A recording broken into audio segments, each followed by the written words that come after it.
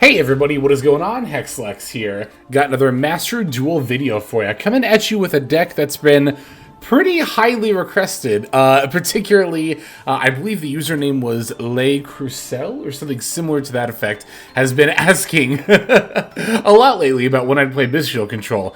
Sorry it took me so long to reply. I just didn't want to tell you that I was for sure doing it until I'd already had the replays saved. But yeah, Bystial control. So this is Joshua Schmidt's latest creation. I did watch over his video playing the deck a couple of times. One, not only because I thought it was, as usual from his part, a very good video, but also because I wanted to get a pretty good grasp of the idea behind this deck and how it plays. So the version that I've chosen is very, very similar to one of the ones that Josh landed on later on in the video. So we're not on the Evaporation Dragon for this build. Mostly, I mean, I don't know, I could have played it, but Borload Furious Dragon. Yeah, I don't own a copy of this card, so I don't know. At the same time, I don't think that's like that big of a deal. I still could have played it with the Chaos Fusion Dragon as well as oh, what is the other turn? Oh, but the Latent Darkness Dragon is another one that I don't have. So I decided to go with the build that I could build without having to spend really any craft points, although I will say that I did kind of cheap out a little bit in the rank 6 slot. I'm on Virtual Phoenix Fan, so that way I didn't have to craft the Ptolemy M7 or Lars, because I don't own either of these cards, although I should probably own at least Lars. That said, I don't think Fan is that good, because it does require 2 materials to detach. That's really awkward if you're going to then try to go into a Zeus, so yeah, I definitely would recommend, if you have one of those rank 6s, to play it over the Fan. But for the most part, this build is the same. So you may be looking at this list and being like, what is this, some really weird, like, Dragon-made, almost Dragon Link build? Like, what's going on here? So this is like Spheres past the deck, right? I guess the idea being, right, that if Spheres Pass is Dragon Link's greatest play, as some people espouse, and I don't actually even wholly disagree with that, then making a deck built around Spheres Pass should, in theory, be good. And it actually is.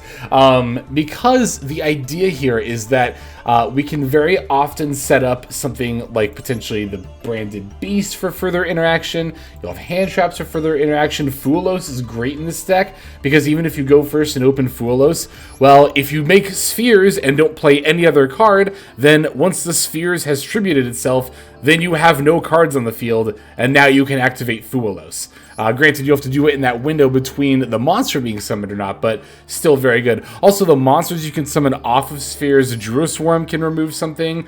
Druiswarm plus Beast is 2 removal. Druiswarm plus Baldrake is 2 forms of removal. So there's a lot going on in this deck in that regard. You might be wondering what exactly the Dragon Maids are doing here. To be fair, fusing in this style of a deck, as Josh said, is pretty optional. But the Dragon Maids are good for more than just fusing, right? Dragon Maid Tiding is just, in general, a great card for Dragon decks. A fair amount of, like, especially 60-card Dragon Link decks will even play this. The idea being that the first effect, for when you set it, is good disruption, but also the banish effect is more materials. Particularly, you can bring back the Chamber Dragon Maid. This is also why Parlor is pretty good in this deck. You could, in theory, for example, normal Parlor, send Tiding, link into Striker Dragon, which I really should be playing a second copy of the extra deck, by the way. Link into Striker Dragon. Oh, and of course, yeah, then after having dumped Tiding off of Parlor's effect, you can use Tiding, revive Parlor, and then go into Spheres. So that's pretty good. We also have the Black Metal Dragon, which can, of course, grab the Red Eyes Darkness Metal Dragon. The Bystials themselves are very easy ways to get bodies, especially setting up Branded Regained for additional draws and more bodies on the opponent's turn. There's a lot going on here. Grand Tusk Dragon is in here as another form of disruption off the Spheres. You can Spheres into Grand Tusk and then just pop 2 of your opponent's cards. After bouncing as well. That alone will definitely be enough to end quite a few turns. I'm a little iffy on Grand Tusk. I get that we do want a proactive Spheres target, but this card really sucks to draw. So, I mean, of course, this is a a deck that can be fine-tuned to many different degrees. So, oh, also, I'll go ahead and link Josh's video in the description below. So if you want to see somebody who's like actually good at this deck / game, you can check him out. Not that I'm sure if you're watching this video, you know who that is, but it would be a disservice to not link the original video that inspired this. So why don't we go ahead and break this list down card by card, and then we'll look at some of our replays. We're on a 3 Effect Veiler, 3 Black Metal Dragon, 2 Maxi, 3 Ash Blossom and Joyous Spring, 2 Parlor Dragon Maid, 3 Chamber Dragon Maid, 3 Molcharmi Fuelos, 1 Bystial Magnum Hut, 1 Bystial Suranir, 3 Bystial Druisworm, 3 Bystial Baldrake, 1 Grand Tusk Dragon, 3 the Bystial Lubellion, 1 Red Eyes Darkness Metal Dragon, 2 Nibiru the Primal Being, 1 Dragon Maid Changeover, 1 Triple Tactics Talent, 2 Branded Regained, we got 2 Dragon Maid Tiding, and 1 Branded Beast. That's our main deck. For the extra, we're on 1 House Dragon Maid, 1 Dragon Maid Shiu, 1 Chaos Angel, 1 Heretic Dragon King of a Tomb, 1 Virtual World Phoenix Fan. Again, don't play this unless you're being cheap like me. 1 number 38 Hope Harbinger Titanic Galaxy. Got Divine Arsenal Zeus Sky Thunder, Superstar Slayer Typhoon Sky Crisis, Striker Dragon, which again you should be playing a second copy of, I think. I had a couple games where I wanted it. Anyway, 2 Heretic Seal of the Heavenly Spheres, 1 IP Masquerena, 1 Dark the Dark Chamber Gloomy, 1 SP Little Knight, and finally 1 Underworld Goddess of the Closed World. There's our list. Let's see these games. Okay, so our first opponent is going to be on Tenpai. This will be a case of us losing the coin flip, but of course going first anyway. So, of course, when that happens, you kind of know that you're up against Tenpai. Could, I guess, still be Makanko or Ancient Gear, but opponent's going to Perulia us, which is pretty brutal for a deck like this. I think this might be one of the few decks where Perulia is like as effective as Fuelos. So I'm like, okay, I'll just search another Bystial and say go.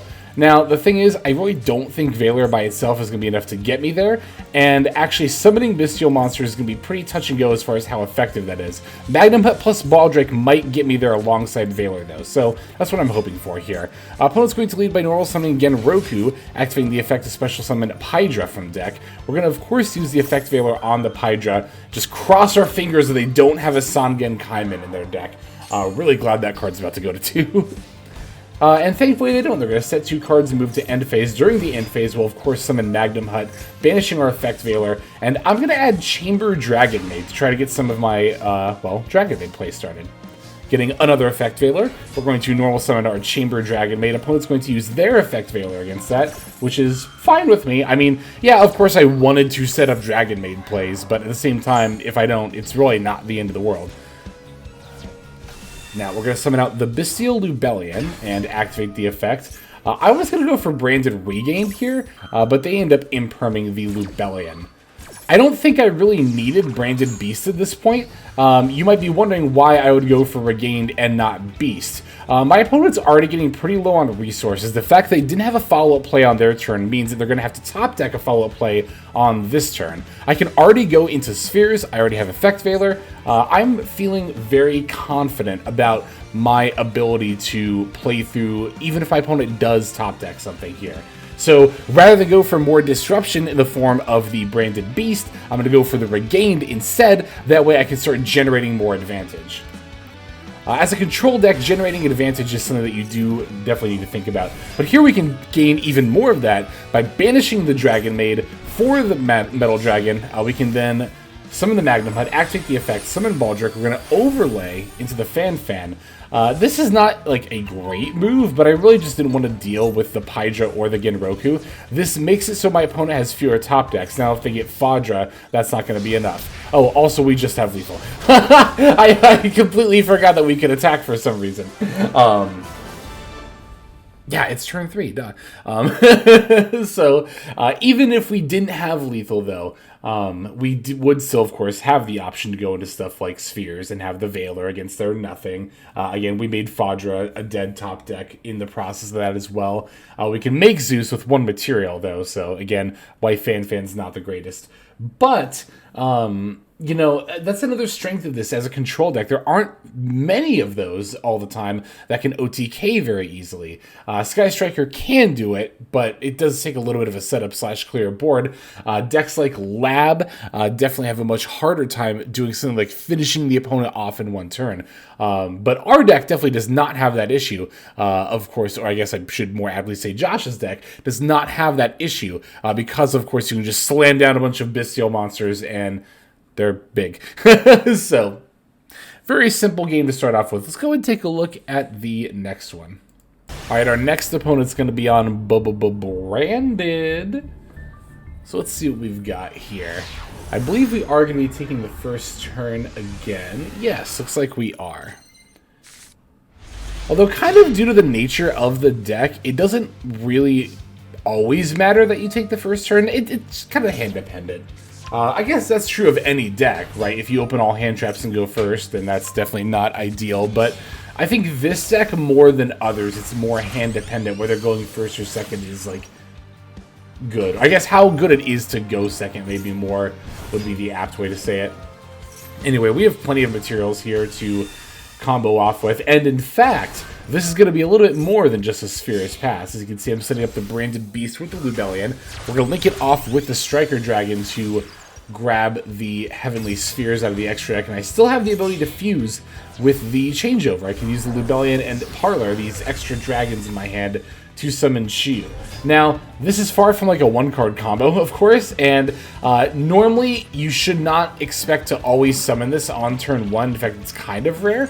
I think, I don't know, I don't have much experience with this deck, but a lot of the time you are just going to be going Sphere's Pass, and again, that's enough. It just so happened we opened a hand that could also make the Omni Negate as well. Okay. Oh, and of course we get the Baldrake Search during the end phase there. Okay, opponent's going to start with the Book of Eclipse, which I'm going to use the Ash Blossom and Joyous Spring on. Very, very good tech for Branded. Very easy way to bait that out. But of course, I don't think it was a bad play because it did allow me to keep my Omni Negate. And maybe 60 cards I should have realized it was Branded, yeah, but I don't think it's an unfair assumption to assume it could also not. I mean, I wasn't thinking about Branded when I saw Book of Eclipse. That's really what it comes down to. If I thought that this could be Branded, maybe, I don't know. At the same time, keeping your Omni Negate up just sounds like the better play. Anyway, we're going to Spheres bounce the Albaz, summoning Druid Swarm. We have the Baldrake and the Beast to utilize the Druid Swarm with. They're going to go for Branded Fusion. I'm going to use the Shiyu here. But there is one crucial reason why you would want to Ash Blossom the Branded Fusion and not use Shiyu. And it's not something I thought about at all during this moment, but this is so crucial. Dragon Maid Shiyu says when your opponent activates a card or effect, you can negate the activation if you destroy that card, you know, blah, blah, return this to your extra deck. But Branded Fusion says you can only activate one Branded Fusion per turn. So if you negate the activation, you might be able to see where this is going. What Ash Blossom and Joyous Spring does differently is it says negate that effect. Ash Blossom does not negate the activation of a card, but simply its effect. Again, you might be able to see where this is going, but we'll keep playing it out. House Dragon Maid comes out. Opponent's going to summon Cartesia. I'm going to use this opportunity to summon my Baldrake. That way, if they go for a fusion summon, I can banish it off of the Baldrake effect. Summon Cartesia. Activating the effect, I'm going to chain Branded Beast, sending the Druid Swarm. So now what I can do is I can Branded Beast will send Cartesia, and even if they still can fuse, I can now use Druid Swarm's effect. I don't necessarily have to use Baldrake. They're going for Despian Coritis. I'm going to, of course, activate Druid Swarm. They're going to chain Coritis. That's fine. I maybe should have thought about that and played Baldrake in defense mode, but I don't think it's really going to matter anyway. Well, okay, it will, because it can summon off Coritis, of course. Quem, and yep, Quem, dump Retribution, add back Branded Fusion, and as we're about to see here, the opponent is, after they battle,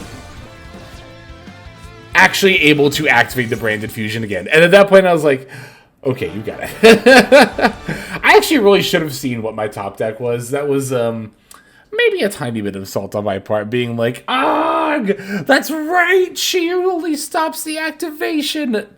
But But again, yeah, because the activation was negated, a card that can only be activated once per turn hasn't technically activated. So, yeah, it happens sometimes, but we live and learn. I mean, it's a lesson I already knew. It's less for me about knowing the thing and just being mindful in the moment. But of course, when I'm playing casually on ladder, that's a lot different from being locked in on a tournament, right?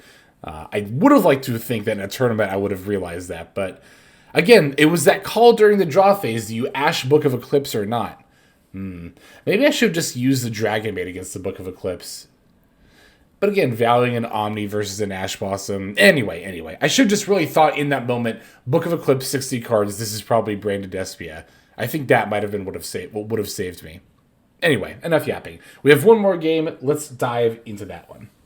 Okay, our final game here is going to be up against White Forest. It's just playing the toy cards. It's a quote-unquote pure build. I mean, again, it is splashing a toy engine, but I mean, White Forest is one of those archetypes where even if it's splashing that engine, it's pretty much just a pure White Forest deck, for all intents and purposes. Let's see, Chamber Dragon Maid plus Lubellion. That's a fantastic opening hand. Even if the Chamber Dragon Maid does get hit with the Imperm here, it's really not that big of a deal. The most important part is that we can, of course, link off our Chamber Dragon Maid to summon the Striker Dragon. Now from there, we can summon this Magnum Hut that we added off of Lubellion by banishing the Chamber Dragon Maid. Here our opponent's going to Maxi. This is completely fine with me. I'm not going to lie, I kind of wanted them to have a Maxi here. Only one Maxi, not that and Fulos, of course, but by them having a Maxi, I'm basically trading my second Ash Blossom for a card from their hand. So now, instead of my second Ash Blossom just kind of sitting dead during the opponent's turn, they have one less card to operate with, and I get to use my second Ash Blossom. So, yay. And here we go. This is actually maybe the game I should have led with, because I think this is most indicative of how, in my experience, a lot of my turn ones ended. And this does not look like a lot, right? But again, if you really break it down, the Spheres is a bounce. It summons the Druisform, which is Ascend, which can be attributed by the Branded Beast, which is also a Destroy. That alone right there is 1, 2, 3 forms of interaction, not including any hand traps you may have, which here we have 4, 5. We have 5 ways to interact with our opponent's 4-card hand. Sorry, oh my god, I forgot we hadn't added off Magnum Hut. Make that 7, actually. Now you might say, Lex, Baldrake is only 1 form of interaction, right? No, it's 2. The Graveyard Banish is a form of interaction, and of course the Extra Deck Monster Banish is another form of interaction. 7 forms of interaction against our opponent's 4-card hand is actually kind of insane, and it's layered. It's layered too, which is very, very nice. We're just going to normal summon Rukia. I am letting this go because I kind of just want to see where they're going. They're going to try to summon the Toy Soldier. Here I'm going to go for my Baldrake. They have a Magnum Hut of their own to counter with. A little bit annoying, not just because they banished the monster I wanted to banish to summon Baldrake, but now they have the ability to make a level 10, which is Baron de Fleur, I'm not trying to deal with. I'm going to Valor the Magnum Hut here, because I don't want to deal with any more Bystial monsters on my follow-up turns.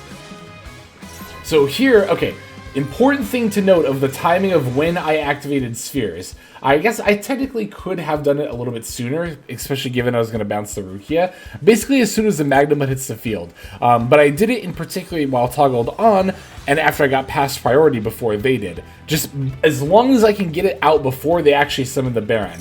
That's what I'm concerned with. So, yeah, we summon the Druisform, as mentioned. We still have the Branded Beast. And yeah, that is, again, I really should have led with this game. I like to typically lead with games that kind of illustrate how a game will play out often when you go first. And I think this was more indicative of that than the first game I showed. But it's all good. Anyway, thanks as always for watching. Super appreciate you. But that'll do it for now. Let us move to our outro. Hey everybody, Hexlex here. Just want to give you a huge thanks for watching all the way to the very end of the video. Believe it or not, that is actually one of the best ways that you can support the channel, is by watching the videos in their entirety. But there are many ways in which you can support the channel if you are so interested. The names that you're seeing on screen here, I gotta give an extra special thanks to, because these are people who have chosen to either become a member on YouTube, which if you're interested you can do as well via the join button next to the subscribe button down on there, or have signed up over on Patreon and become members there. Link to that is going to be in the description below. Without the support that is being offered by, again, all the people that you're seeing on screen right here, I would not be able to take the time to dedicate to uploading daily YouTube videos. So thank you so very much. But there are also other ways you can support as well. Again, link to the description below. If you like my deck tracker that you'll see in a lot of my videos, the Untapped Companion, you can download that for free, and if you use my affiliate link down there, then that also goes a long way towards supporting the channel. That's, again, free. So is subscribing here on YouTube. That's also free and a huge way to support.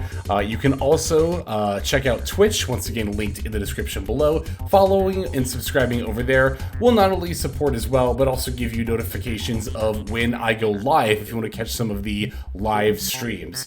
But really, no matter how you choose to support, it all adds up, and it all definitely means the world. So thank you, each and every one of you. For now, this is Hexlex. I'm going to be signing out. But more than that, I'm hoping that you have a fantastic day.